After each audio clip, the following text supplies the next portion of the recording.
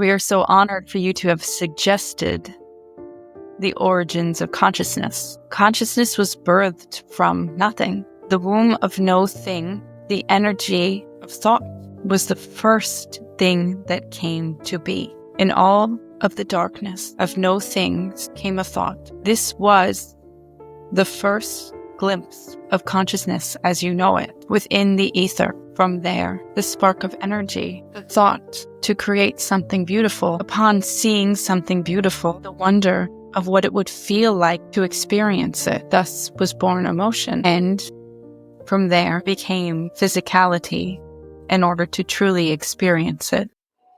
What if I told you that everything you know is just the beginning? Beyond the veil of the ordinary lies a realm of hidden knowledge, ancient wisdom, and untapped potential. A place where consciousness expands, reality bends, and the impossible becomes possible. You weren't meant to stay asleep. You were meant to awaken. Open your mind, remember who you truly are, and step with me beyond the frequency 369. Hey, before we start the episode, if you're on YouTube or Rumble, like, subscribe, and hit that bell. You want to make a comment? Go for it. It's America. If you catch me on Spotify or Apple Podcasts, hit me with those 5 stars. I appreciate the support. Let's start the show. On today's episode of Beyond the Frequency 369, we're diving into the world of spiritual connection, energy healing, and quantum transformation with a truly gifted guest, Krissy. As a powerful channel, Krissy facilitates conversations between you and spirit, delivering messages from guides, masters, or loved ones that bring profound healing on a quantum level. Her work doesn't just offer insight, it moves energy through your field, helping you embody change and align you with your highest timeline. Krissy is an advanced practitioner of Transference Healing, currently in the practicum phase of quantum healing hypnosis therapy, and is certified as a Reiki Level 2 practitioner and medical intuitive. Her unique blend of skills and intuitive wisdom makes her a guiding light for those seeking enlightenment and healing on every level. I'm excited to have Krissy here to share her journey, her work, and how she helps others jumpstart their healing process. Let's get into it. Hey, Krissy, welcome to the show. Hi, thank you so much for having me. You're welcome. You're welcome. Thank you so much again. As I mentioned earlier, I am honored to have you on here. I'm blessed. I'm sitting in gratitude because I do value your time as well as any of my guests. So gifting me this time frame is just a beautiful thing. And my guests can also get a chance to get to know you, hear about your experiences and your stories, and hopefully it might spark a little interest in their lives, right? Exactly. I'm so honored and excited to be here because it is such an interesting topic, channeling. It's such a, in some circles, it's quite taboo because technically it's like possession. It's quite an interesting thing. And so many people do it. Everybody channels. We've probably all seen Elon Musk doing his wavy dance thing at the inauguration. Yeah. Channeling. He was Really? receiving energy. Yes, he was receiving energy. And so it's so amazing. You look at ballerinas. What are they doing? They're channeling. They're accessing this beautiful, creative energy to allowing it to flow through them. So it's truly a medium that we all use. And it's something that I'm excited for more people to hear about it.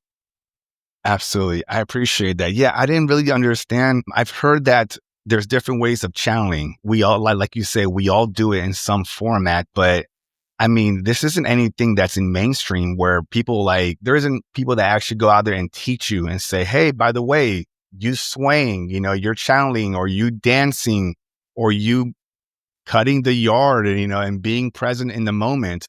I'm sure that's some kind of form of channeling, but because we're not trained to acknowledge it, we just goes right over our head. We don't even know what's going on. I was wondering if we mentioned here in the intro all these different types of abilities that you have. Can we go down those abilities and what's the difference between those and how do you use those? Because there was a lot there. Yeah, absolutely. So we'll start with Transference Healing. Yes. Transference healing is a beautiful seventh dimensional frequency of healing that actually allows you to help crystallize your light body and clear distortions within your energetic field. We all have subtle bodies, causal bodies, spiritual bodies, mental bodies, and like all of these energy, call them slices that make up who we are as this physical being. It includes our soul, our electromagnetic fields. All of these things create us. And so over this lifetime, we have created a lot of distortions within our DNA and within our bodies that need to be cleared in order for us to fully anchor in light and crystallize our light body so that we can ascend into higher dimensions, like Yeshua. This is a real concept. This is actually happening. And while people think mysticism doesn't exist, and there's a debate of like, well, is it real? I don't know. There's no science. Well, magic is simply science that hasn't been proven yet. These are all things that are on the realm of possibility, and we are possible, and we are all capable of doing it. It's just a matter of getting to a point where we believe it, because consciousness and intention is, 99% of it, and then implementing it, which is the last 1% that we have to catch up with. Yeah. So transference healing is a healing modality that allows the practitioner to flow the energy through into the person that they're helping. So it helps you to truly self-heal. Like, I am not healing anybody. I am helping you to connect to your own innate ability to heal yourself. That's the beauty of all of this. Like, there's a lot of people who are like, I can heal anybody. It's like, no, you activate people to heal themselves. It is a powerful gift that we all have. Everybody has this. And so that's a beautiful thing about it. So we help to, in this practice of transference healing, you're helping to create shifts and changes within the body so that people can kind of reduce some of those ascension symptoms that we all have. Like, they write about in Cosmopolitan now, ascension symptoms. So it's funny how it is. Some of it is becoming more mainstream, which is really nice. And we have the ability to kind of like help to alleviate and ease some of that. A lot of what's happening with the earth right now is based around like the electromagnetic grid changes and the shifts, and the earth is ascending too. So as the earth is elevating in consciousness, in vibration and frequency, their grid is changing. The electromagnetic field is shifting, and it throws us out of balance. So this practice also helps to like realign the electromagnetic grid of you to help bring everything together. So that is one form of healing, right? That I can tap into the energy that I have been initiated into receiving, and I can help you to receive it. That is channeling. Yeah. Reiki is a practice. Sorry, I should keep talking. No. You're fine. Sorry. I was processing what you were saying here. So yeah, let's do one at a time here. So that way. Okay. So first of all, I like the way that you explained that the earth is ascending. I've never heard that. That's actually pretty good. And now, is that what people are talking about? The whole shifting into this 5D situation? Is that kind of like what that is? Yes. It's as we are, everything is getting less dense. We're all receiving more light within us.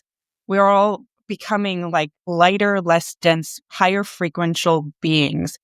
The earth is too. So there are shifts and changes that are physically happening to the earth as well. As we experience, as above, so below, as within, so without, right? We are, representing the little ants on top of the planet and things like that. So we're all experiencing the same thing. And so there's consciousness in rocks, there's consciousness in trees, there's consciousness in Gaia. Gaia herself is a consciousness. So why would she not ascend too? Right? So yeah, we are receiving from the plasma ejections of the sun, we receive particles called neutrinos. These neutrinos enter through our body and help to infiltrate our systems and to create and elevate and increase our frequency. They carry with them light codes. That's why when we have these solar flares, so much glitches, because you're literally receiving the particles of, call it light code, and source, whatever, however you want to refer to it in terms of, some people might call it God particle. Like it's this stuff that comes through us and enters in and allows us to elevate and increase our frequency. So it's beautiful. But yes, so the earth is ascending as well. When you look at everyone's kind of got a different opinion of it. The way that it's been explained to me by my spirit guides and team and all of those who I channel is that the earth is going to be here. Like we have one earth right now, right? That is our earth. What ends up happening is people who choose to elevate in consciousness and their frequency are going to begin to crystallize their light bodies and become higher versions of themselves. They're going to become ascended masters, we'll call it, and be able to ascend into the sixth dimension out of this physical plane of existence into more of think of it as like a overlay world that's kind of on top of this one, but it's like expanded. And that's how it's been explained to me. That yes, it does kind of split, but it happens naturally when we choose to leave this plane of existence. Like, and some of us will pass in this life, and then we'll come back and be reincarnated, and then maybe in the next one we'll fully ascend into that mastery. Maybe we like it so much here on Earth, we just keep coming back for the fun of it. We don't know. Everyone's got their own journey, right? So I'm working on like crystallizing my light body so I can get up there. Yeah. Same. Yeah. All of us are. Yeah. Yes. If anyone's listening to this podcast, yes, I believe everybody, that. Right? And I'm wondering, is it like some people don't ascend and some people do ascend? Is that how that works? Or is everybody like shifting as a whole? Everyone is shifting as a whole. So we are all shifting and elevating in consciousness. The idea is that as a collective, you kind of go together. What happens is though we incarnate less and less. So as you ascend, you're pulling back other versions of you. We all have multiple versions of ourselves that incarnate in order to reduce the karmic load. So we split up and say, okay, you take that karma, I'll take this karma, and like, let's deal with it. And then we can like meet back together again and just incarnate as one being. So you're kind of going through this and you're like pulling back all of the versions of you to embody that energy, right? And embody that code, embody your power. If another version of you passes and you pull in that part of that soul, you pull in that energy, and you ascend further with it. And you're kind of calling back all your energy. A lot of families have the same energy flowing through them, right? The mother becomes the grandchild or the great grandchild, and this whole process continues to happen. But so as like families reduce in size, people stop having as many kids. What's happening is people are becoming more attuned to their own energy because they're calling back more of it. All time is now, so it's kind of like, and it's one, if we want, we could go down the multiverse route too. But yeah. No, I get you. Yeah. We definitely go all down. And regarding like the multiverse, right? So, you mentioned there's so many different infinite versions of us, right? Having their own experiences in order to, I guess, benefit the whole or the one, right?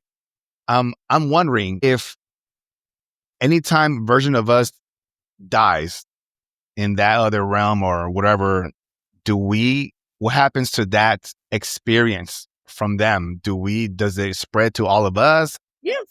Yeah? It spreads to everybody and all of the information, because you really truly have, is when you have awakened, I should specify. If you have awakened to your multidimensional self, yes, you call in the energy and you've made the decision to call back all of the parts of you to become whole again.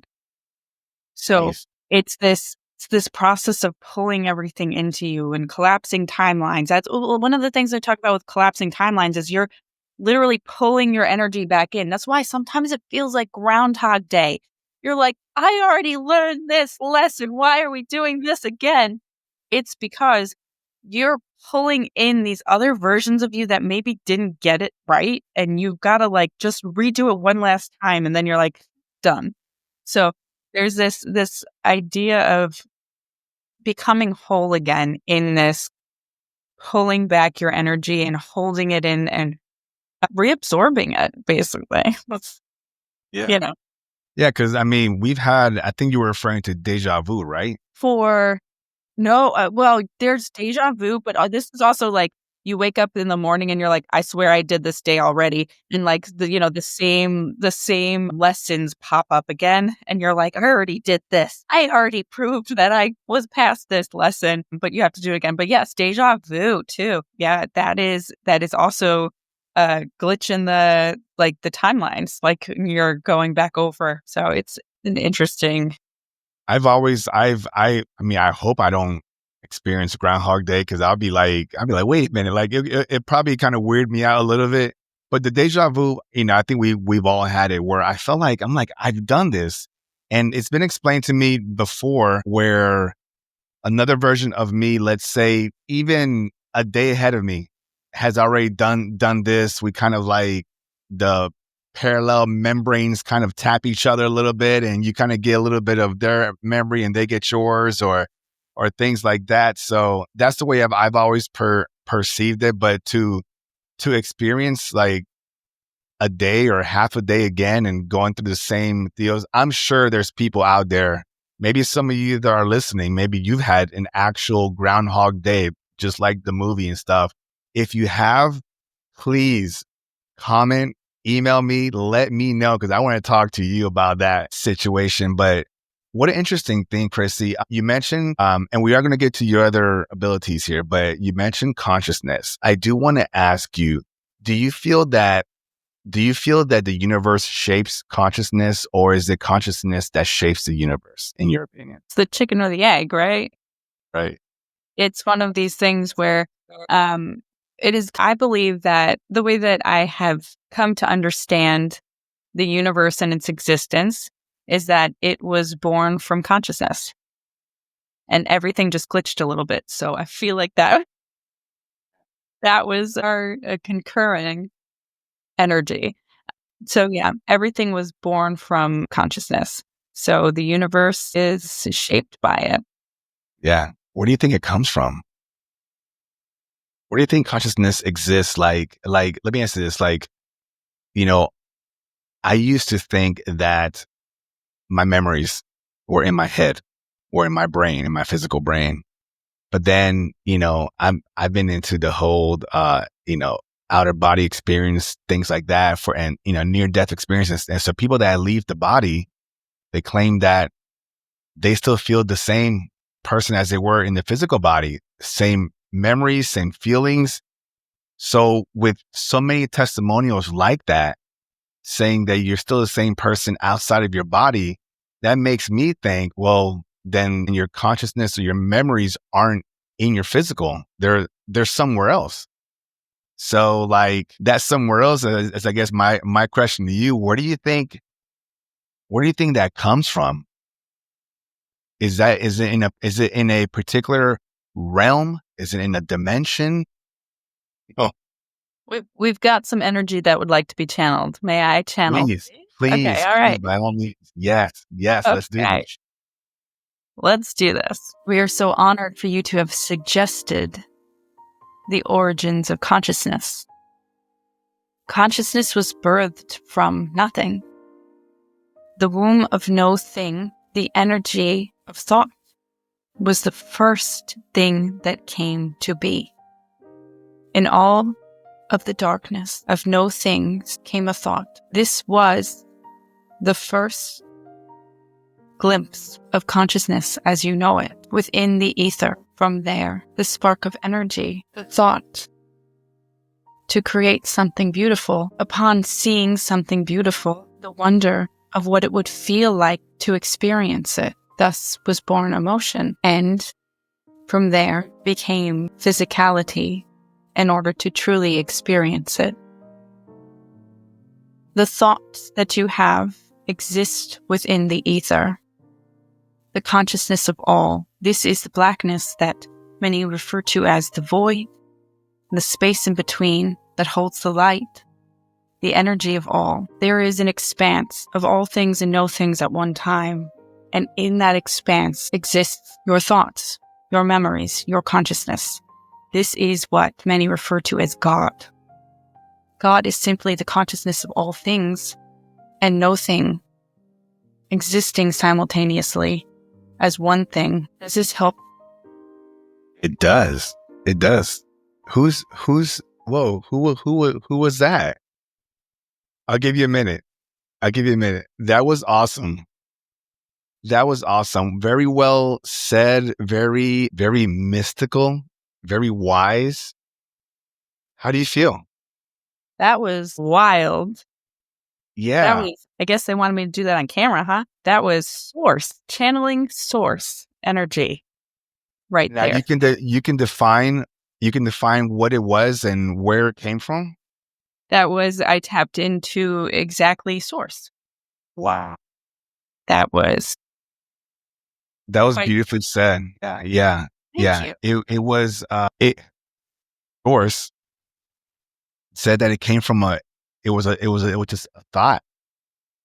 And then that thought just, I guess, created something beautiful, and it wanted to experience that beauty. So I think I said it became emotion and then physicality or something like that. Yeah. So Sophia birthed consciousness. And through that consciousness, through that idea of existence, birthed the thought, and the thought was to experience something beautiful. And then then light was created. And then from the light became the emotion, for the emotion to be able to feel how beautiful it was. And then to experience it fully in physicality. What? That's something. Now, Krissy, you said the name Sophia. I've heard this name before. For those that don't know what Sophia is, who's that? What is it? Sophia is the feminine aspect of God. Wow. Source. So the womb, which we were all birthed. Yeah. Beautiful, beautiful. So, because I've heard and I do understand, there's both masculine and feminine. You got to have them both. So, a lot of people don't realize that, I mean, they hear it. So if some of you are hearing Sophia for the first time, you're welcome. That's the feminine part of source. Does the masculine side of source have a name or no? Or I just got like a rousing God. We'll go with that. Go with that. I love it. See, and it's like these energies also have a little humor as well, which I like that. They do, because at the end of the day, what are we here for? We're here to experience, and we're here to enjoy, and we're here to learn and embody. And if we take this life too seriously, then we get caught and we forget to experience it. So my team is very much about they're kind of jokesters, sometimes inappropriately so. So it's a little, got to keep them in line a little bit. But yes, they all do have this sense of humor and so much love. And it is interesting too, because you do have darker energies and more loving energies and things that we would call more negative. But at the end of the day, they're all working to get us back to source, to get us back to the original point of creation and source that was, back to the beginning. Let me ask you about that, Krissy. Yeah. So we are these guides, these star seeds, these masters, ascending masters, all these entities are helping or trying to help us do the good work of getting us back. Why have they taken on that responsibility? Why, who assigned them? Why is there a need? Are we as humans, are we lost here? Do we forget something? Can you talk a little bit about that? For sure. They are here helping us to ascend. We did forget. We forgot where we came from. We chose to incarnate here and forgot where we came from. That is the other side, where everything is in a very different way. When you do not realize that you are separate from source, that you are separate from divinity, when you realize you are part of it, you're willing to do kind of anything, right? So a lot of these ascended masters and our spirit guides have been with us for a very long time. A lot of them are us, right? Different versions of us that are here to help us ascend. Like if all time is now and every existence of you exists within your energy field, it would make sense that a lot of these people guiding you are you. And so they're all kind of got skin in the game in that sense. They're like, let's get this one up there. Let's get this one to, crystallize a light body. What can we do here? So yeah, it's also time only exists here, right? In this dimension that we are physically in. Everywhere else, it's not the same thing. So them supporting us doesn't take a lot of quote unquote time as we imagine it does, right? Source comes through and gives the story of creation, right? In what, I don't know, what was that, 2 minutes? Yeah. Guess what? They were still everywhere talking to every single person in the world and every other being in every other multiverse. And it didn't matter because time isn't the same for them. So it's more of this idea that we're all trying to go home. And when we're on the other side, a lot of us are just willing to help in any way to get everyone home. Yeah, I love that. I see. Those are the movies that I want to see. Right? Where's the movie where people are ascending? Where's that movie? They don't want to do that movie. You know what's interesting? There is a lot of truth in film, right? There is a lot of truth in film. There's a show called The 100. Did you ever see that? I did see that. Talk to me about it. Okay, so let's go. We're going to fast forward to so it's apocalyptic. The earth, it dies basically. Everyone dies on it, and there's fallout and blah blah blah. They go live in ships. And then they come time traveling. Oh, the vortexes, portals, this and that. So now we're at the last season, right? We've gone through, I don't know, what was it, 15 seasons? That was a long time.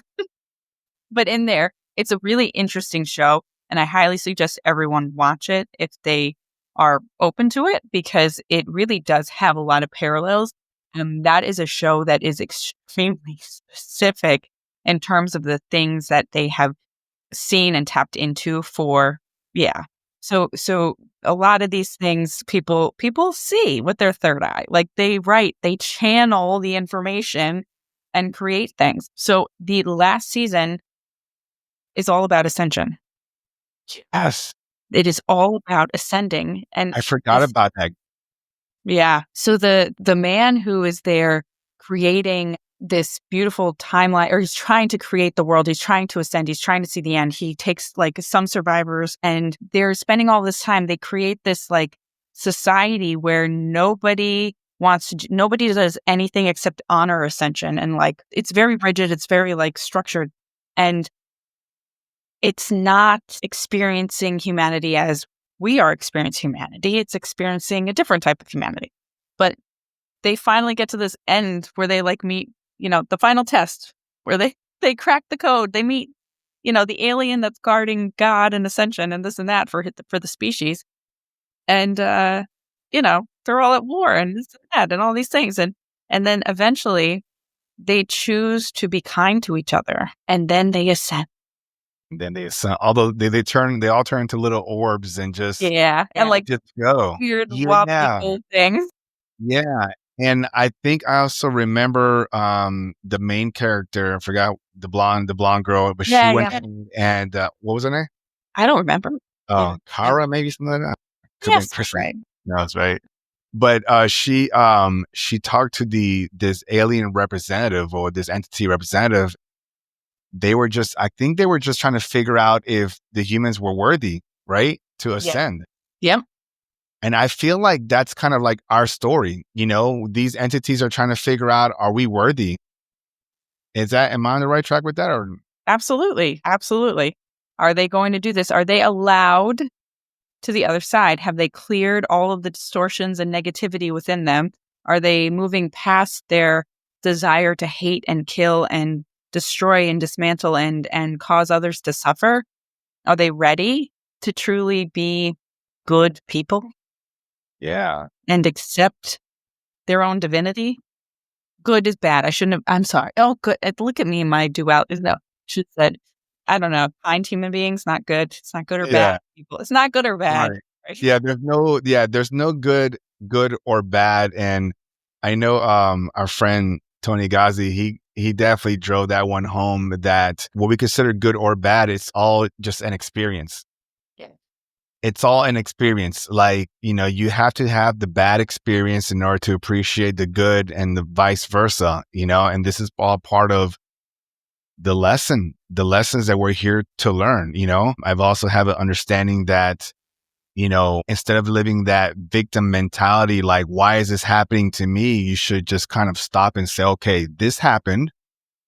What am I learning from it? Why do I think it happened? And then move forward with that mindset and just, get something positive, constructive out of it versus, oh my gosh. And then, karma. And then you're like, everything goes negative. You trip over a chair and then all of a sudden your, glass spills and, just a whole, ripple effect. So, my gosh, interesting. That's a beautiful point because life is not happening to us. It's happening for us.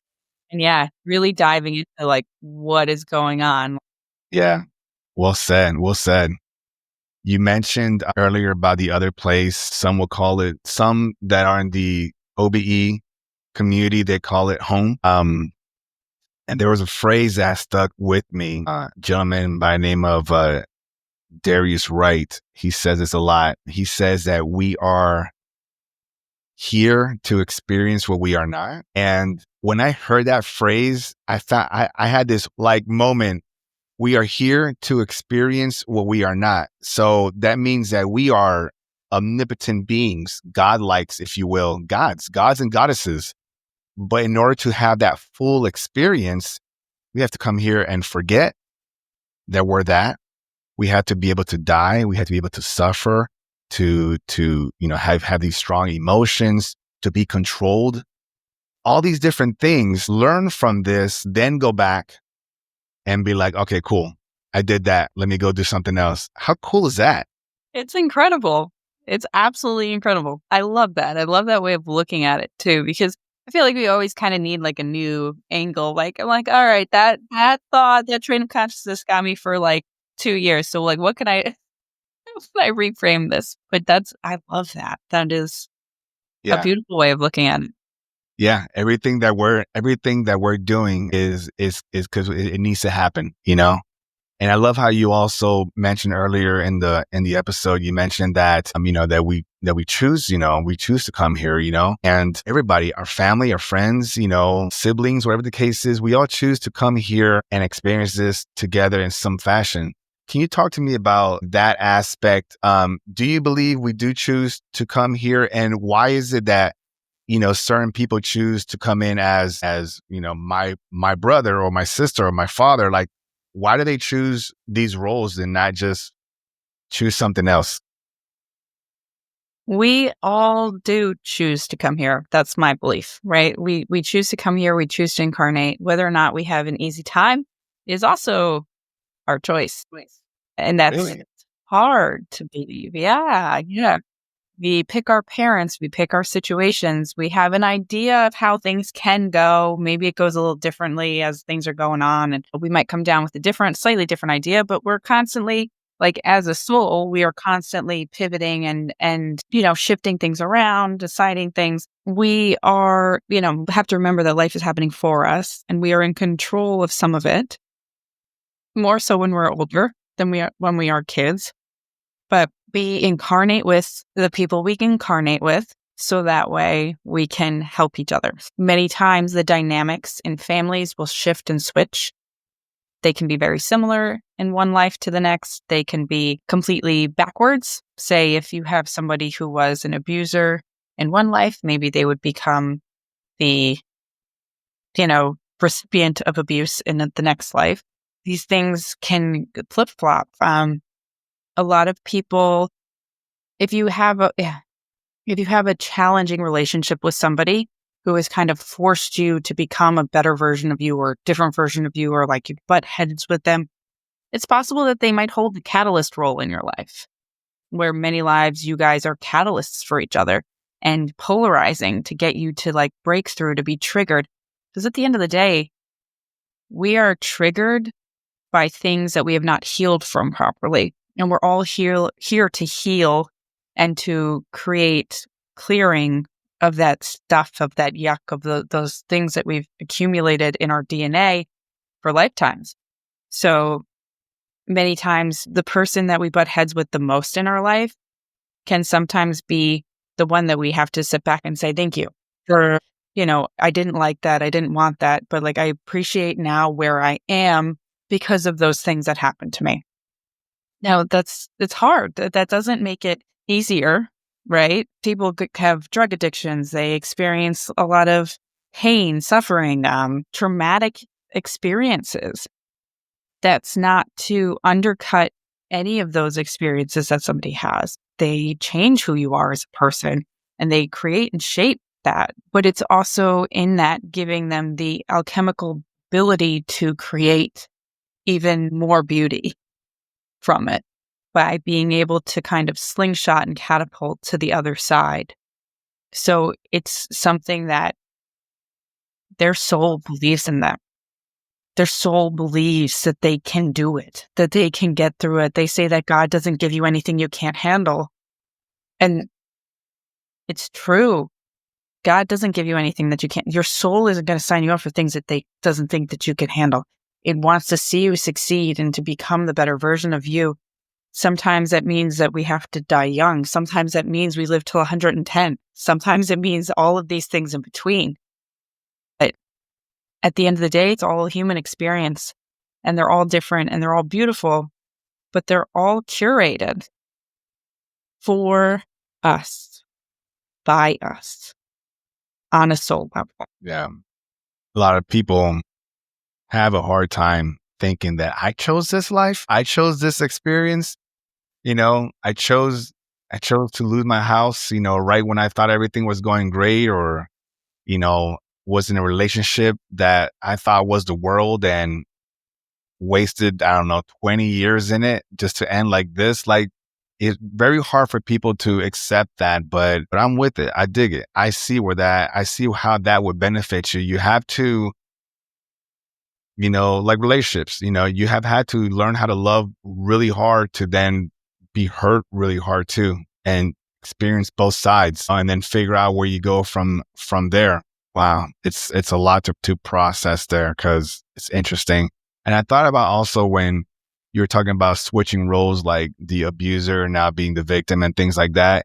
It kind of reminds me of, the whole video game comparison where you go and you're playing with your sibling, and you're the bad guy and he's the good guy, whatever. And in that world, those characters don't know any different, but it's just fun. You just experience this. And then you're like, all right, let's switch controllers. Now you're this person, and I'm that person. And by the higher self, meaning us playing the video game, experiencing that story, that game, we get something out of it. Oh, hey, it was kind of cool. When I was playing this character, I learned this. When I play that character, and so on. So I would think, in the macro, our higher self is doing the same thing too. It's experiencing this, When I started realizing or seeing myself as an avatar to my higher self, I was like, you know what? It's going to be all right.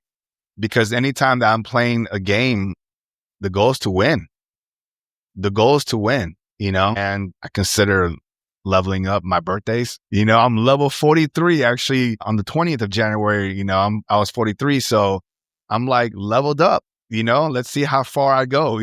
Maybe I don't make it to the biblical 120 years, but it's a beautiful thing. So let me answer this, Krissy. And I know we didn't get to your other abilities, but I figure we'll kind of mix them in somewhere there. Go back to your earlier days when you first discovered you had these abilities. What was the first one that really came out that you realized, and what'd you do? What'd you do with it? So if we're going back to the beginning, I was a weird kid, right? Yeah. I was a weird kid. And I always saw things out of the corner of my eye. I would have nightmares, and there would be spiders in my room. I mean, we're talking like giant things, like crawling on my ceiling, people standing over my bed, alien abductions and things like that. Everyone was like, you're just having nightmares. Just stop. Like, it's okay. It's okay. And weird things would happen. I would think something and it would happen. I'd say like, oh, sorry, I can't get a phone call. My phone has no service. And then all of a sudden I'd look at my phone and I'd have no service, and everyone else would have service. Like these weird things. I'm like, why is that happening? This is strange. And so, but in that, I was always channeling, but I didn't know that. I was very susceptible to a lot of external negative influence. I drank very heavily. I self-medicated and, experienced a lot of turmoil because of that. Many people who are spiritually gifted hide and try to, there's that mix of trying to get that feeling of bliss that we had one time, and trying to access it again. And it's hard. So I drank for a long time and I got sober. I was sober for about 7 years. And then I started drinking again after I got a divorce. Not as much. It's like, I don't know, trying to be socially accepted socially, because in this day and age, it is socially acceptable to poison yourself with a drink that actually is a neurotoxin. That is the only thing, but it is not socially acceptable to talk to spirits and energies, right? So I am actually very new to being awake, quote unquote awake. I only found out about a year and a half ago what was happening to me. I was experiencing like these chills, full body chills that ended up being in conjunction with my thoughts. I realized I was talking to my grandma, and it was eye-opening, absolutely beautiful. In that, this whole process started. I did Reiki, I did medical intuition. I was like, what do I do with this stuff? And they're like, and then I realized I could talk to them, and they're like yelling at me, like, do more, faster, more. And I'm like, okay. And then and then I stopped drinking again because it was like, I'm killing myself. Why am I doing this? But it was, it was a shift, right? I realized that I was trying to fit into this. I was not I don't even know what shape I would be. We'll call it a star, trying to fit into like a square hole. And it's like not who I am. So like, why am I going to try to fit into that? So I took psychic training. I did a couple of mentorships with people who helped me to connect. And what was happening was I was experiencing physical symptoms. There's all different types of ways in which people experience spirit. Some people have a knowing, some people can see, they have visions, some people hear, some people are more empathic, they have the emotions, they can feel things within their body. Some people can feel things within their body. I feel things in my body and also have claircognizance, the knowing. So what was happening was because my body was all of a sudden starting to receive this energy, I was getting these physical symptoms. Like when I would tap in, I'd be like all curled up and my arms would move. It was very painful because my body wasn't used to holding that type of energy within me. So it took a lot of practice to get used to allowing the energy to flow. Sometimes we fight it, right? We're taught to just like stand up, sit straight, don't fidget, do this, do that.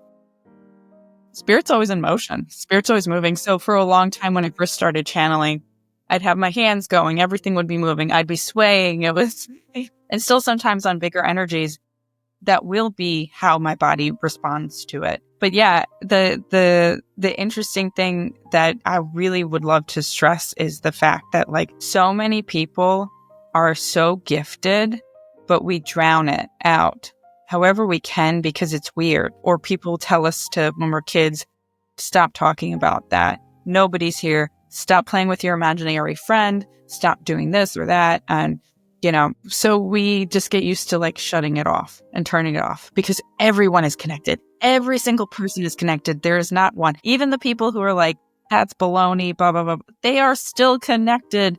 They still have spirit teams behind them. They still have an inner child. They still have all of these parts that are working to help them grow and to connect. Yeah. Wow. Yeah. I first of all, thank you for sharing that because as I'm listening, I was going in your story, your highs and your lows, sounds like you had a lot of lows there too. But it's real though, and there's so many people out there, whether there's some people that are listening, some that haven't listened to this yet, they're going through that right now. Or maybe they're just starting it, or maybe they're on the back end of it. But, as we all awake, we go through this like, I'm going crazy, like, what do I do? Yes. Did you ever have what some would call, like, let's just call it a phrase, a mental breakdown, if you will? There were many times where I thought that I was bipolar or schizophrenic because I had so many things going on in my head. Because the way that I channel, I hear voice, like I hear different, they sound like me, right? But it's like all different, mumble jumbled. And I was embodying different energies, right? So then I would become like a different thing because I didn't know really what was happening. So yeah, I had many times where I experienced manic episodes and things like that. I went on it. I had a lot of sleep problems. This is probably important to talk about too. When you astral project, you start to vibrate. A lot of people right now are experiencing this vibration, and it's alarming because you start to like shake right before you fall asleep. You can feel it in your feet and your arms. And if you're not in part of the spiritual community and you're not even aware of any of these things that are possible, it's terrifying. I went to neurologists. I was like at every doctor's door, like, what is happening to me? Because what would happen was I'd fall asleep, and then within 2 minutes, I'd be back in my body, like jumping up, and I felt like I died. So I was having panic attacks because every time I would jump back into my body, it was like, having those defibrillators hit me, and it would happen repeatedly. So there were some nights where it would happen 20 times in a row. So by midnight, I had technically felt like I died 20 times. And like the repercussions of that mentally, I was a mother of young kids at the time. So like sleep deprived already, and then nothing and then that on top of it. So yeah, I had a lot of mental struggles. I went on SSRIs to help with it, to help with the sleep and everything, and it made a big difference. And it wasn't until I weaned off of that I had gotten into a good place mentally. I had gotten a divorce, which really helped, was taking care of myself. And then I weaned off of the antidepressants and was able to fully embody an awakening because I had regulated my nervous system. When we don't have proper grounding, we are susceptible to having mental breakdowns, trips to psych ward, have these really challenging experiences because we are not fully grounded in this reality. These gifts are just too much to handle if we don't have that proper grounding. So it's something that is important for all of us to focus on. Like, as much as we want to work on these upper chakras, we all got to work on our root chakra too to really like get into this reality, anchor here, feel safe, because that root chakra is all about fear. Many of us who have experienced everybody has experienced trauma, big or small, and fear is what gets our root blocked.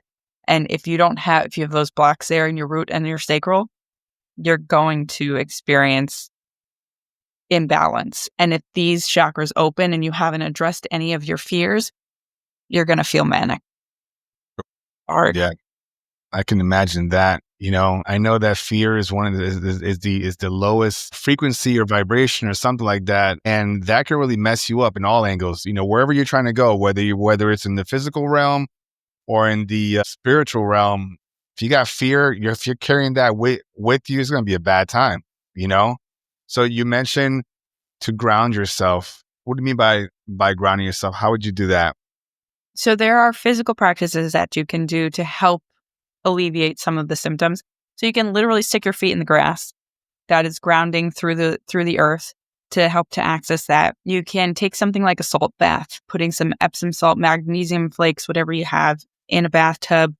The water can help to relax and calm the nervous system. Grounding also is like anything that you can do to help calm your nervous system, whether it's breath work that's based and focused on like pulling your energy down and calming you. There are different mudras you can do to help calm yourself down. It's really about getting back into your center and feeling peace and safe within your body. There are practices that you can do to help clear the blocks within your root chakra so you can kind of visit yourself in these places where you were fearful. So you go back, you visualize yourself going back to yourself as a child. So you walk through you take little you's hand and like walk them through the experience. tell them how much you love them, tell them how safe they truly are. You kind of work on healing each experience that you have, and it can really make a big difference. It's incredible what we are multidimensional beings, and we are capable of going to visit ourselves when we were kids. And it's wild because you can experience things and you're like, oh man, wait, that was me visiting me when I was a little kid. Like that was me standing over my bed, and then I got like yelled and freaked out. So, God, yeah, that almost blows my mind, but only because I understand what you're saying. For somebody else, it's probably blowing their mind right now. And guys, it's okay. Just rewind and process it over again. yeah, But as you were explaining that, correct me if I'm wrong, I think this is called like what some would call like quantum jumping, or right? Is that kind of what that yeah. is? It's kind of like that. So, this is healing on a quantum scale. Quantum healing in terms of like, you're going into a different timeline, and you're going in and you're fixed. It's your timeline, but it's in the past, so you are accessing that to heal it. Uh, Quantum jumping is like when you access a different version of you that has achieved something particular from the future. So technically, they're doing the healing on you in the future, right? Like if you look at like today, I'm going back into the future, and then tomorrow, this other version of me is coming to teach me how to do the things and like advise me on like how I need to proceed and how I need the best course of action for me to get to be them. So that's like the beauty of this, like quantum jumping is the same as like going back into the past in quantum healing. So thank you for making that like Yeah, connect. no. That's such a Hey, cool, no. cool Yeah. connect. Thank you. Thank you as well. And as you explained that, Krissy, it also makes me realize something, that we're never alone. Never, never, never. But don't feel any shame over it. It's okay. They don't care. Like, totally different. Yeah, we're never alone. I mean, because, you have the infinite versions of you from what we consider past to future. Then we have all of these soul bodies, spirit guides, masters who are just waiting to say, hey, when you need me, just call on me, you know? And then we have the physical support, whoever that may be. Even if it's one person, you still have that physical support here in this realm, in this third density. So you're never really alone, but it's so interesting and unfortunate sometimes that people can still convince themselves that they are by themselves, and more importantly, feel it, like literally feel the pain of being alone. Even when there's physical people tapping on them and saying, you get that person who hides in the bathroom and locks the door and feels like no one understands them. But then you have that person outside that door knocking, saying, I'm here. I want to help you. Like, how do you get through to those people? Like, if one of those people, Krissy, are listening right now and they're like, yeah, that's me. I'm the one that feels alone. Is there anything you can advise them to kind of break out of that cycle? I would tell them to call in an angel. Call in an angel to help them, to hold them, to feel them, to allow them to connect, right? When we are in our state of need, sometimes all we have to do is ask for help and sit and receive. So many times we talk, as I do a lot, I know, but we talk and we aren't open to receiving the information that will come back to us. So it's a matter of asking for help, taking that breath, and just allowing the magic to come to them. In that, they can feel a shift. Many will feel energy flow. Some may have a thought come to their head. It's important to remember that when we are working with angels and these higher dimensional frequencies, if they're for your highest good, they're going to speak to you kindly. They're going to speak to you with love and compassion, not, you're an idiot. Like, that is your ego. That is your ego. That is not your spirit team. That is not your guides. So it is to remember, like, you are there to connect. It's time to simply take a breath and relax and allow your team to help you. It's hard. It's hard when we're at the bottom. It's hard when we feel alone. As you were talking, I was like, oh man, I was that person once, and my kids were the ones on the door knocking, like trying to get into the bathroom.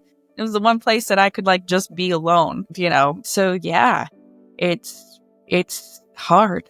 It is hard to get past that, but there is light at the end, and there is hope, and there is so much waiting for everybody when we choose to take care of ourselves and to heal ourselves from within.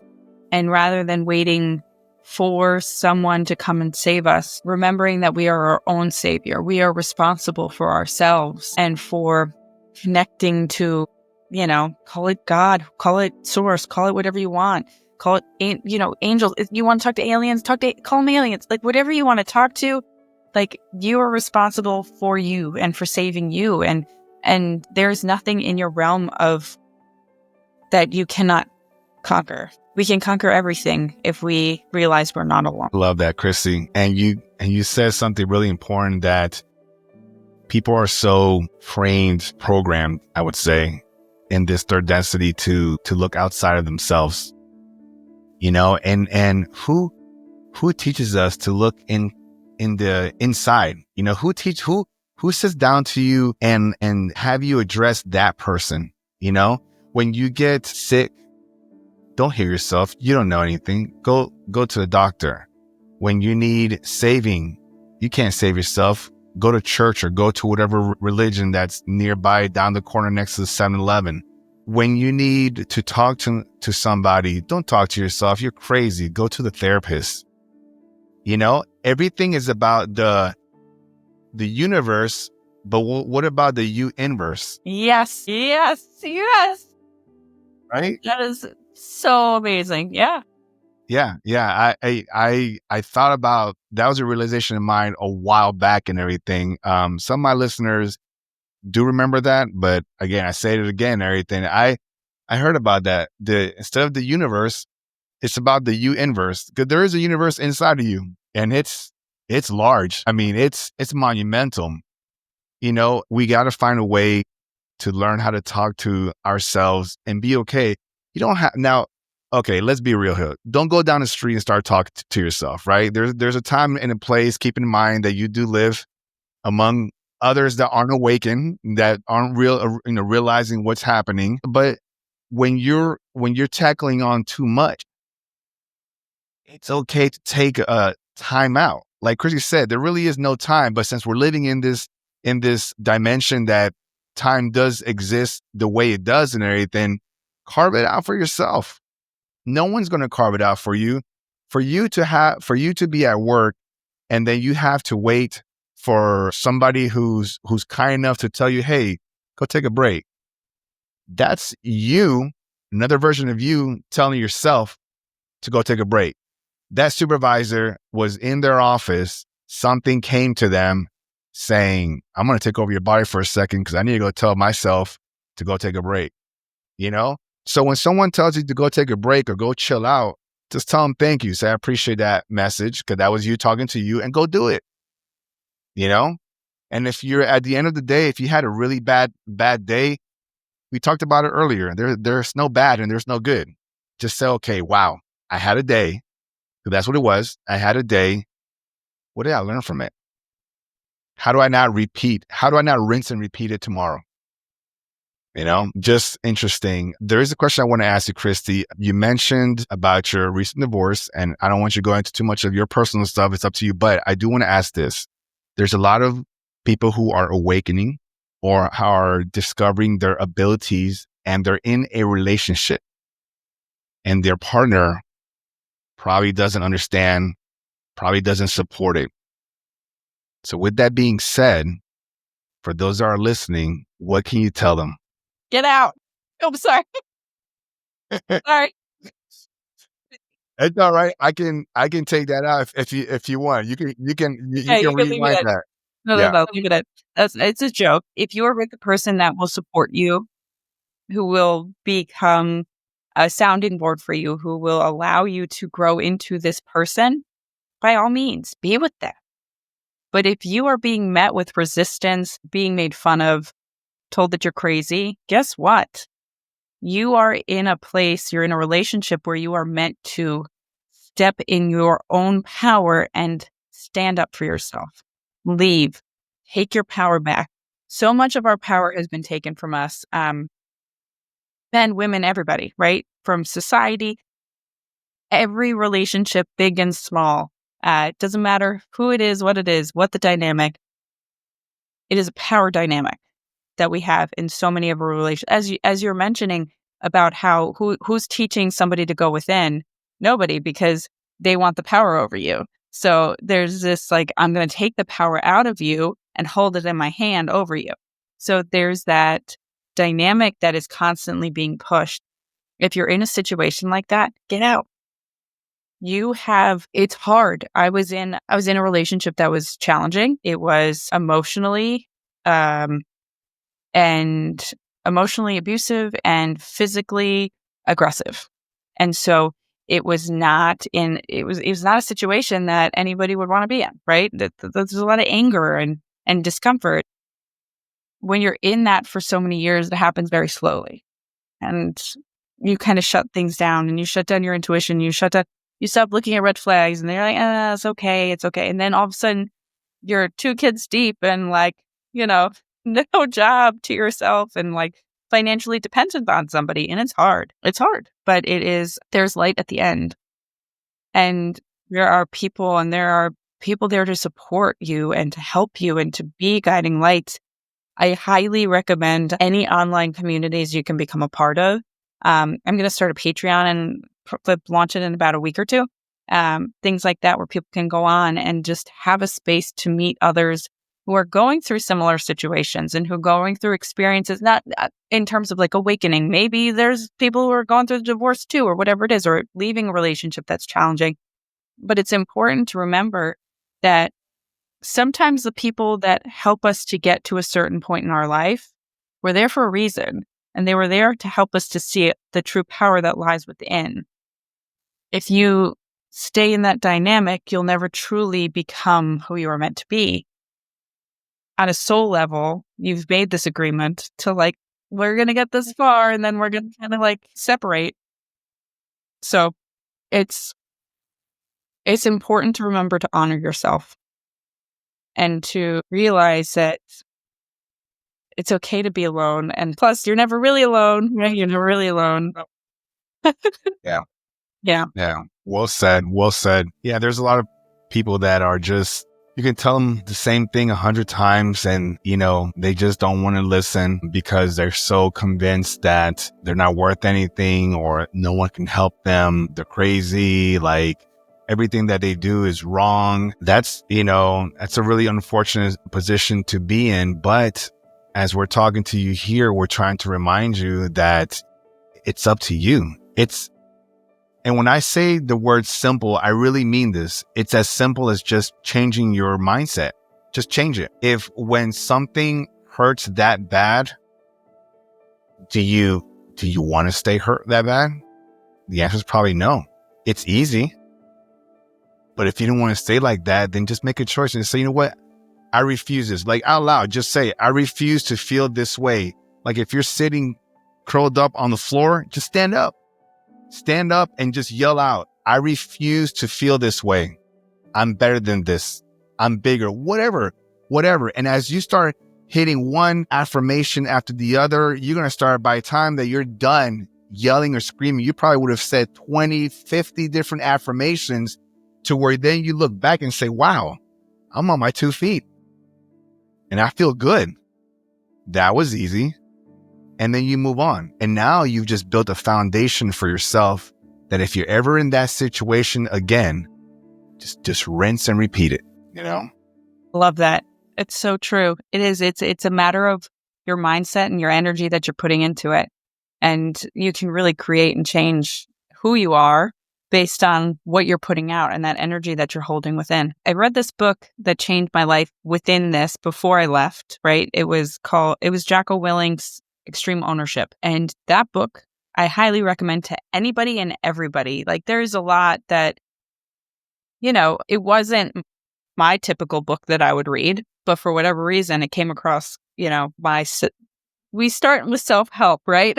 And then we end up in spirituality. We realize we're really just helping us ascend. And awaken. So that book helped shift my mentality from a victim mindset into a power mindset where I was in charge and I was in control of myself. And that was all I needed to kind of shift and become aware of my own playing into the relationship that I had been stuck in and realizing my own power and that I had been giving it away the whole time by saying like, I can't do anything. This is happening to me. And all of this, like, no, it's happening for me. I'm in control. If I don't like how something's going, I can change it. Yes, I might have to plan it out, like, and do something, I might have to be very particular about it or strategic, but I can change that. So that was a great book. So Jocko Willink's Extreme Ownership. If you feel yourself being in that victim mindset often, I highly recommend it. Beautiful. Beautiful. Yeah. I love it when people have, like yourself, if you've gone through some traumatic situation and you found a book or a group or a website or some kind of information that helped you get out of it. I love when people share that because all you're doing is just passing it forward, Yeah. So hopefully somebody's getting something out of that.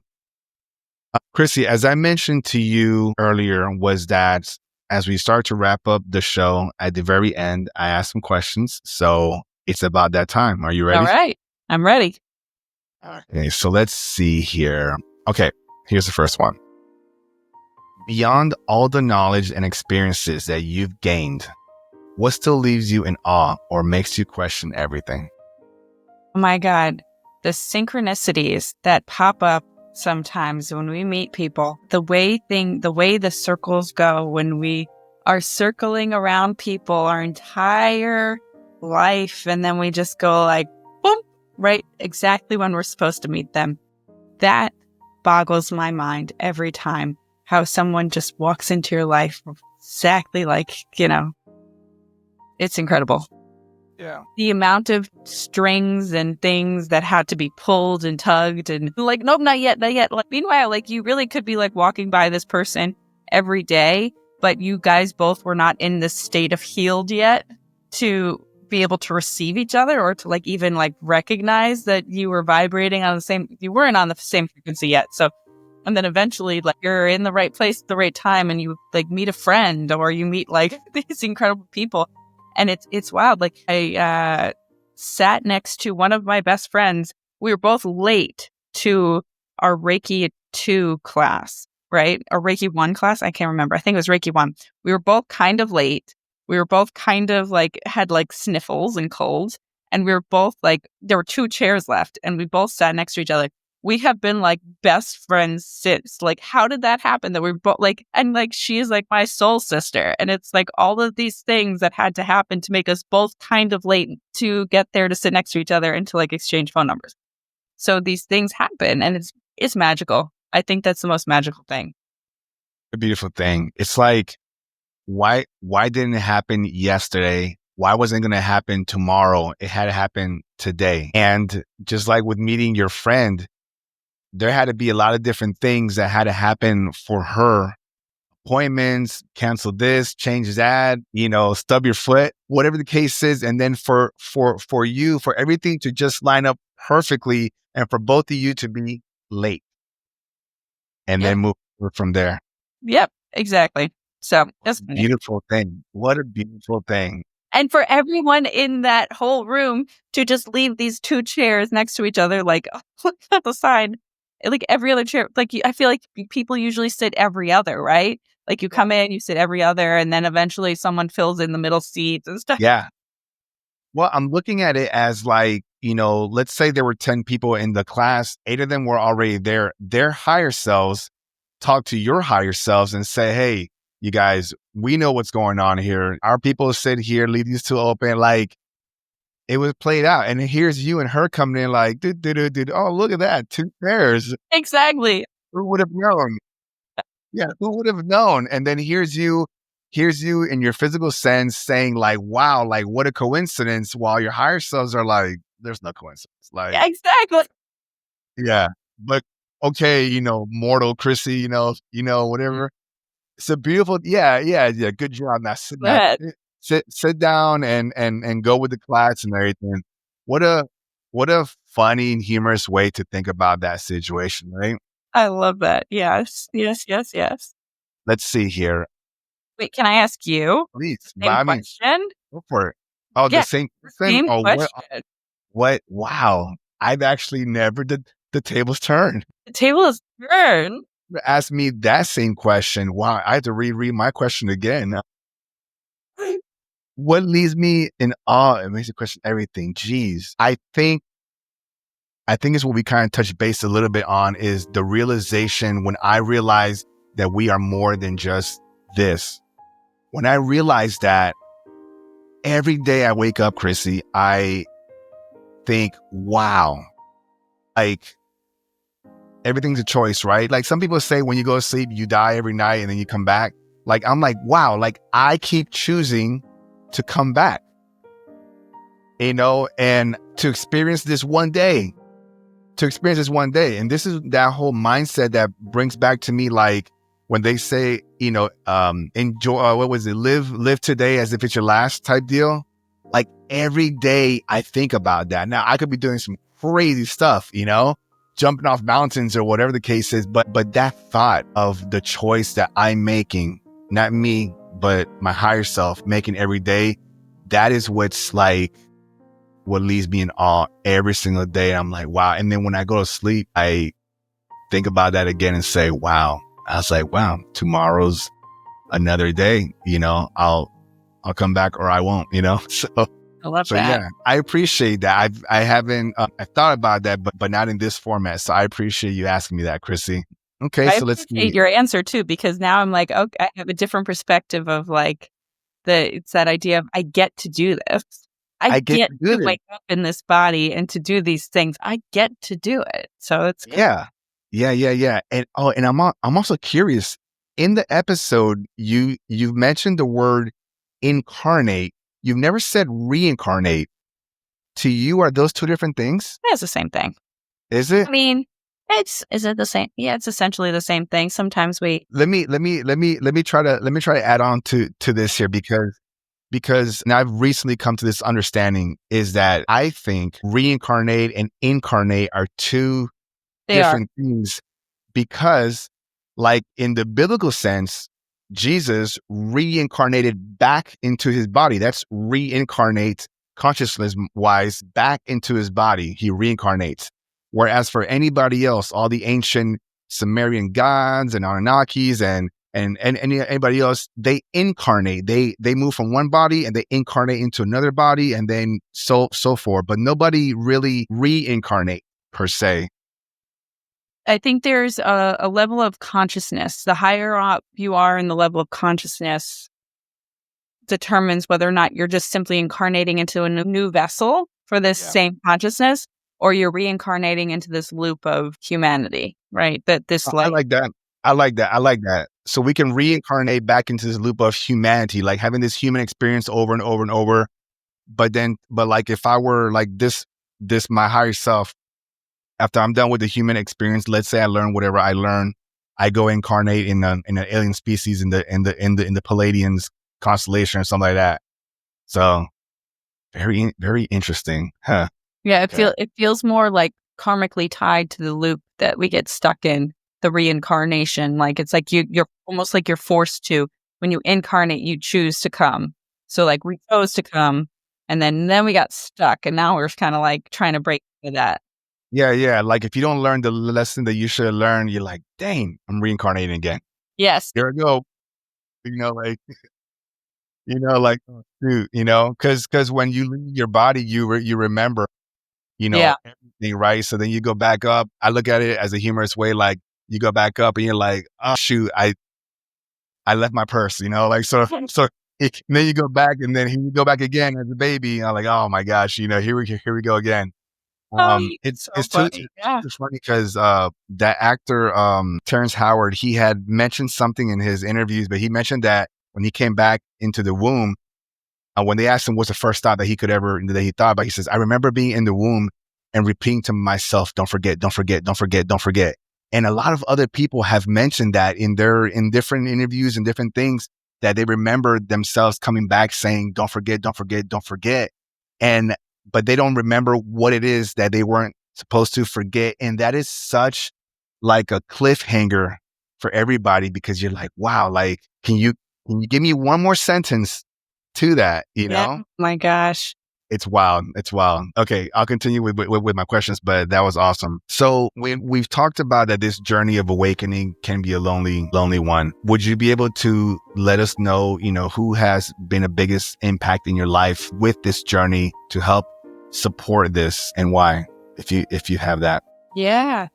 So this has been a lonely journey, right? And the interesting thing was that the first person that I told about my experience was my mom. And I was afraid to kind of talk to her about it, but it was her mom who came to me. And so she was like, meanwhile, she had been going through her own awakening and experiencing it on her own, right? And so here's my mom in her 70s having awakening, thinking she's going crazy, doing it all on her own. So us coming together and being able to do it together was just so beautiful for both of us, because it changed our relationship, right? Where we had always been like kind of butting heads or power struggles of mom and daughter kind of thing. It made it so different. The dynamic became so different. And so we've changed so much in the past year and a half together, in 2 years or so, and of like embracing this and embodying it together. So it's been beautiful. And so, yeah, my mom. And then I've been lucky enough to like meet a few really incredible friends along the spiritual path. I've never really been able to keep friends. It's hard because you're always masking. I found myself always masking and just trying to fit in and just trying to like exist. And then when I stopped drinking, it was like, well, she's not fun. She doesn't drink. Like, it was very lonely. And I spent just most of my time alone doing the things that I like to do, which helps me wake up, right? Which is fine. I'm cool with that. I enjoy my time. But since then, I've made some really great friends along the spiritual path who have been anchors for me. I love that. And thanks for sharing that. I am touched with the whole you and your mom, awakening together, at least finding each other in that sense. I mean, and then once you hit 70, like you're thinking, man, is it old age? Am I just losing my mind? And it's like, why didn't I feel this or discover this earlier? That had to be tough. Yeah. And like pointing that out, like I want to like underline, highlight, underscore, like exclamation point, speak, talk to people, because you don't know what, like you're going to intuitively be drawn to somebody to say something to them. And you might be fearful and like afraid of saying it. What are they going to think of me? Chances are right now, especially, people are waking up. And if you have some sense that you should be saying something to somebody or like want to tell somebody about something, just say it, because they might also be experiencing weird things. A woman at the gym, I was like talking to her. I was like, yeah, I just had a massive spiritual awakening out of nowhere. Right. And she's like, oh my God, I was just talking to my grandma in the front seat of my car. It was so weird. So like she needed to hear me say that so that she could express this thing that she needed to express to somebody. Trust it. Everybody's going through these things. Everybody's having weird experiences. Trust your own intuition on who you should talk to about them. Don't hold back. Everyone needs it. Everyone's feeling alone. Be brave and weird and say the thing. Yeah, I love that. That should be a bumper sticker. Just say the thing. Yeah, just say the thing. Just say the thing. I mean, because so many people are, like here's a trick that I learned a long time ago while I was in the military, is that you know how people, when they greet each other, they say, hey, how are you doing? Well, I ask it twice, because the first time you get the default answer. Yeah. Yeah, I'm doing great. How are you? And then you say, hey, Tom, how are you doing? And for some reason that breaks people down, because you're programmed to answer that one time. Who asked you that twice? Cesar. Right. But I challenge you. I challenge anybody else. Just try that. Comment back below and tell me, hey, Cesar, I tried it. And guess what? It broke them down. For some reason, it works. I don't know if that's a neuroscience thing, but if it does, don't give me credit for it because I learned it from a mentor in the military, but it works, So, but yeah, it's cool. See how we're sharing information here? I love it. Definitely going to be doing that from now on. Right. Thank you. Yeah. Duality, man. It kicks your butt. Okay, let's see here. Where is okay, so here it is. What do you believe is your purpose, or what would you like it to be? I believe that my purpose is to be a kind human being and to help people, and to do that through the modality of channeling. That's it. That's it. And Krissy, what's love? Love is remembering that you are everything and you are nothing. Love is embodying all that is and all that ever will be, and knowing that you are enough, and recognizing that everyone around you is also enough, that we are all exactly as we were meant to be, and appreciating that and honoring it and seeing that is love. Krissy, what drives you to continue doing what you do? These guys behind me. I love it. It looks like flowers. No, it's my spirit guides that are like very aggressive. They're like, you need to keep moving. Wow. Okay. So first of all, just to be clear for everybody, for those of you that are listening to me on Spotify or Apple Podcasts, Krissy has a artwork behind her. I guess her kids did it or something. Yes, that's my kid. My daughter did that. They're just... She motivates me too, because actually, you're right. I should go with that one.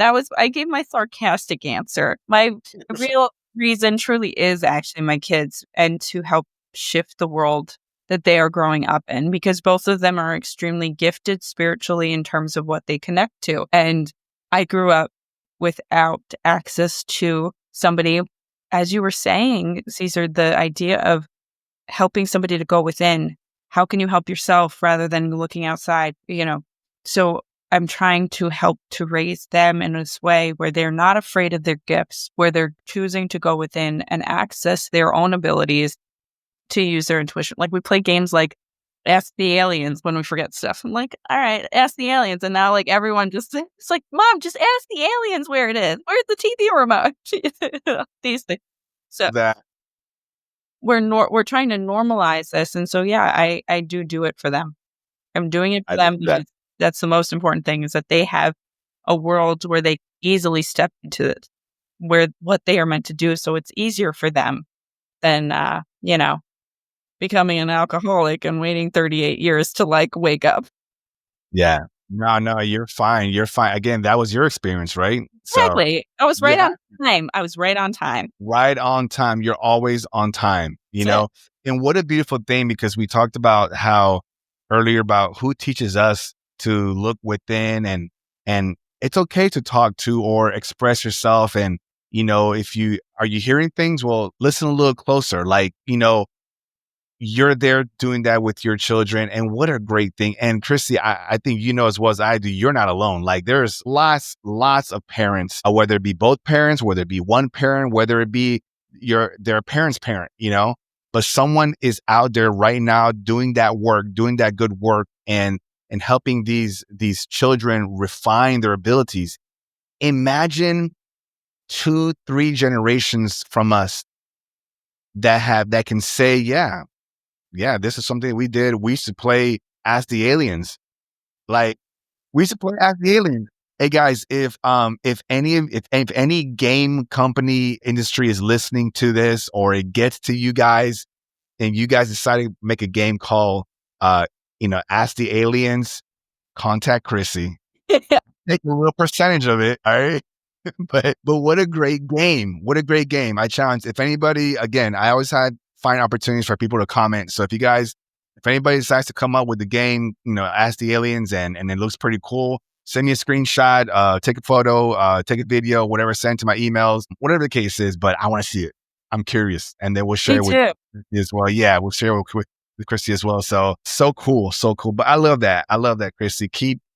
Keep doing that. And again, for those of you that were listening earlier before, Krissy said, that she was talking about her spirit guides, I was pointing to a picture of her children's artwork behind her. So when she was pointing behind her, I thought she was talking about her kids. But yes, the spirit guides, they seem to be yelling loud and clear.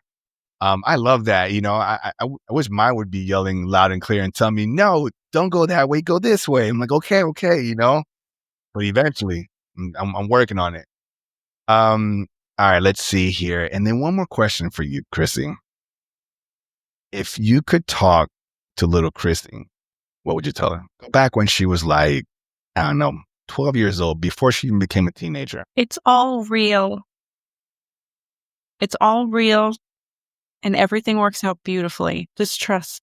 You'll find your way. Love it. And you're not weird. Not weird. You're not weird. All right. That's my alien. They're gonna prove it one. Yeah. Just wait. Just wait, And like these, I used to think these terms like, weird or strange or kooky, we call them words or whatever the case is. But I'm starting to understand that they're just labels. They're labels. When you go into a group setting and they have you write down your name on a label and you're like, I'm Cesar, I'm Krissy.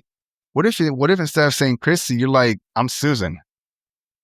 Like, you can put whatever label that you want on you, but at the end of the day, it's not you. Matter of fact, let's go even deeper. You're not even Krissy and I'm not even Cesar. This is just the character that we are right now. We are, I don't think we have labels. Can you agree with that? Like, our higher self doesn't really have a label, right? Agree. They don't care. That's why sometimes people were like, what can I call you as a spirit guide? And it's like, they're like, we don't care. Call us whatever you want. Yeah. It's a frequency. It's an energy. Like, you just resonate at this energy of, then that's the vibe. So, yeah. We're getting signals with Wi-Fi. Like, other than calling it Wi-Fi, like, do you really give it a label? No. It's just there. Just exists. That's it. It's beautiful. So Krissy, I can talk to you on this episode like forever. We'll definitely have to do a part 2 of this later on down the line. But before we sign out, I'd like you to get the opportunity to say a final message to those that are listening, whether it be from you, whether it be from your guides, however way that you want to do that. And then we'll end it with you just letting folks know how they can get a hold of you if they want to reach you. Wonderful. We have a channel message, but we're going to make it short. Sometimes they're very verbose. Wow. Hey, let's do it. Go for it. All right. Okay. We are the Council of Al-Nulam. Right now, the changes that are occurring within you as a species and as a person on the individual basis is creating an opportunity for elevation of consciousness and clearing. Remember that what will occur in the collective over the next 6 months will release much of the underground layers of the challenges that have been bred and laid within the foundation of your country and the world. Remember, it is necessary to choose you. Do not choose to resonate in fear. Stand in your power. Accept your access to higher information. Through this, you will be able to discern truth from fiction. You are surrounded by information, always. The most clear, though, will be that from you, your internal knowing. We ask you to lean on this, to lean on us, to lean on your guides. As the changes occur, do not be alarmed, but choose to keep peace within you. For when you hold inner peace, when you hold your inner light and shine, you create change around you.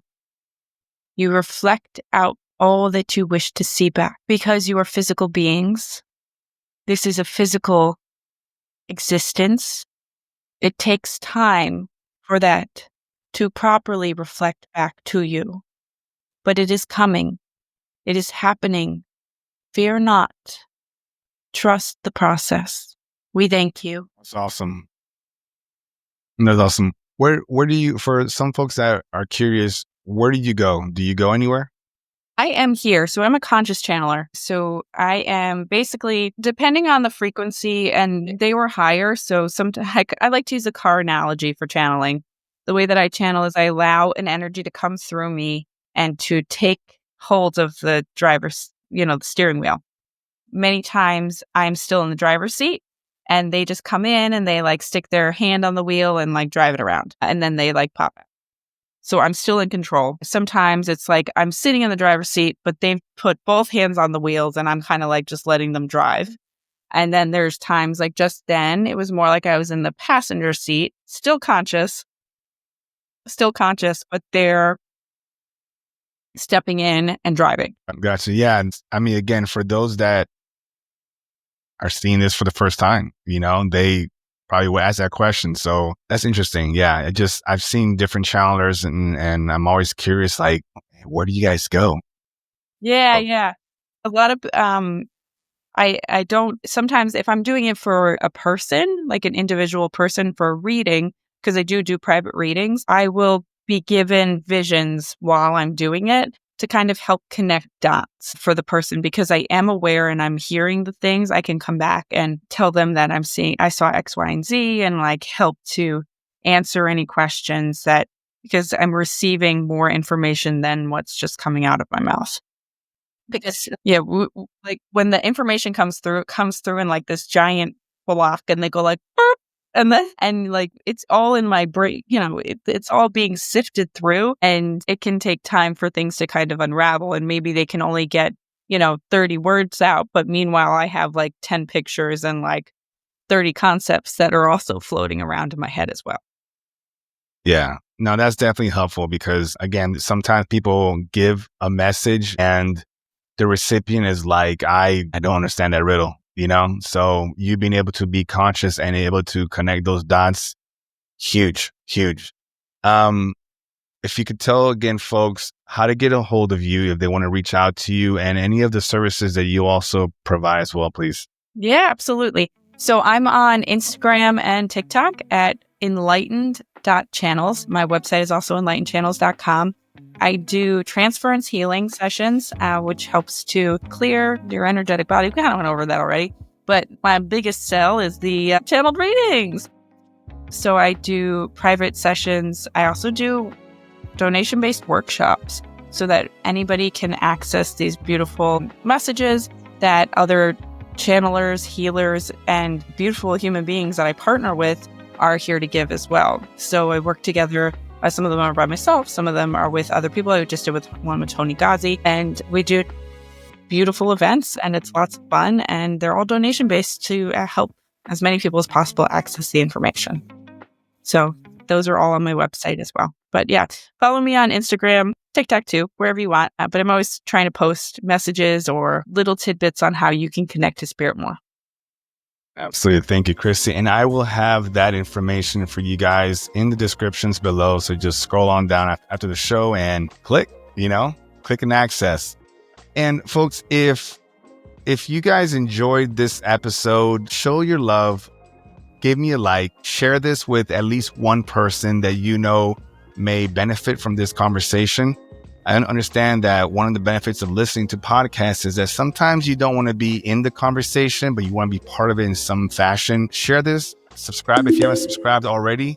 If you're listening to me on Spotify or Apple, I would ask that you give me the 5 stars because it helps the algorithm and it helps this conversation continue reaching more people, not just here, CONUS, but also overseas as well. So we all just want to know what's going on, and we want to get out of just getting our information from just social media because we don't really know who's making that stuff, right? We also want to get away from just getting our information from the news, which we already know where that's at. And then A lot of people just don't like to read. There's people that just don't like to read. But if we can meet and interact and talk to people like Krissy or any of the other guests I've had on my show, you can hear from them, from their actual real life experiences. They're just like you. You know, they never claim to be better than you.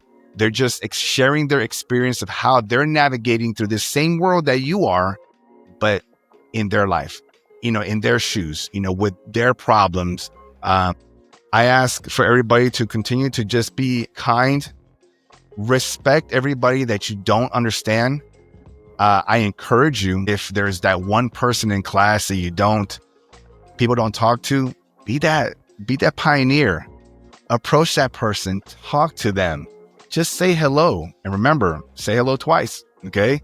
You know, but just say hello and find out how they're doing. You will be surprised how much connected and similar you both are. You might walk out that day with a new best friend. And on that note, I ask you all to continue to ask questions. Don't be afraid to pull back the curtain and take a deeper look. Push forward, always reaching beyond the frequency.